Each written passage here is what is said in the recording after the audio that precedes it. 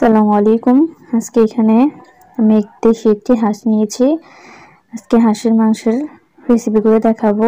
এখানে ভালোভাবে কেটে ধুয়ে পরিষ্কার করে নিয়েছি। হাঁসটা আজকে হাতে মাখিয়ে রান্না করব। এখানে 2টা পেঁয়াজ কুচি, 2-3টা কাঁচামরিচের ফালি দিয়ে দিলাম, আর 1.5 টেবিল চামচ পরিমাণ মতো আদা রসুনের বাটা দিয়ে দিলাম। এখন এক এক করে সব মশলা দিয়ে দিব। এখানে আমি একটি 15 ml এর চামচ ব্যবহার করেছি। এখানে 6 টেবিল চামচ পরিমাণ মরিচের গুঁড়া দিয়ে দেব, 1.5 টেবিল চামচ পরিমাণ হলুদের গুঁড়া,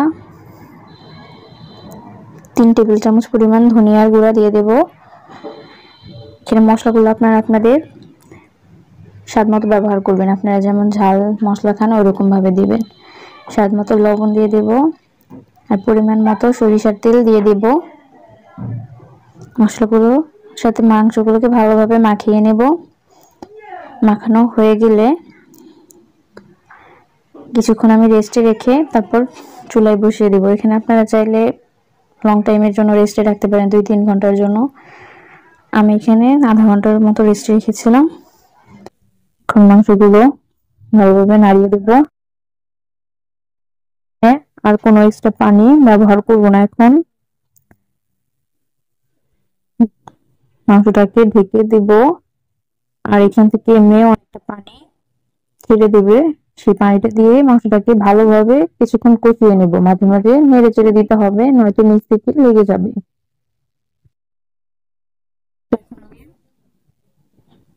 মাংসটাকে ভালোভাবে নাড়িয়ে দেব যাতে নিচ থেকে লেগে না যায়। আর আমি এখানে কয়েকটা আলু ব্যবহার করব। আপনারা চাইলে নাও দিতে পারেন, তো আলুটা দিলে বেশি ভালো লাগে। এখন মশলার সাথে ভালোভাবে আলুটাকে মিশিয়ে দেব।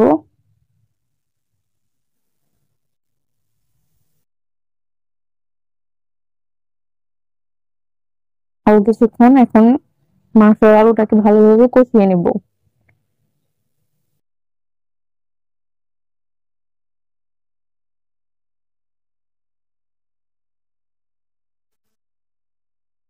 এখন অনেকটা শুকিয়ে গেছে।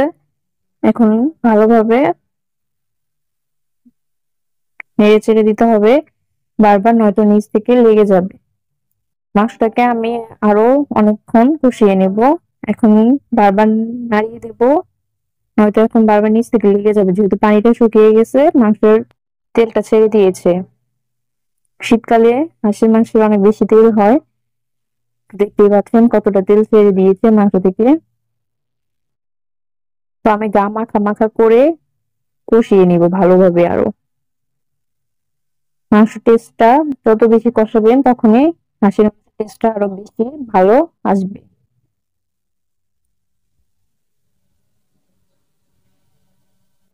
তো এখন আমি বারবার এইভাবেই থাকবে, এখন আর ঢেকে দিব না। তো ভালোভাবে কষানো হয়ে গেছে। এখন আমি এখানে পরিমাণ মতো ঝোল দিয়ে দিব। আরো 10 মিনিটের মতো রান্না করে নেব। 10 মিনিট পর এখানে আমি গরম মশলাটা অ্যাড করে দেব। 2 টেবিল চামচ পরিমাণ গরম মশলার গুঁড়া দিয়ে দেব।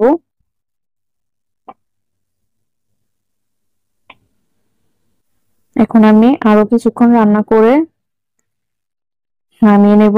গ্যাসটা এখন অফ করে দিয়েছি। রান্নাটা এখন হয়ে গেছে। দেখতে পাচ্ছেন কতটা সুন্দর কালার এসেছে।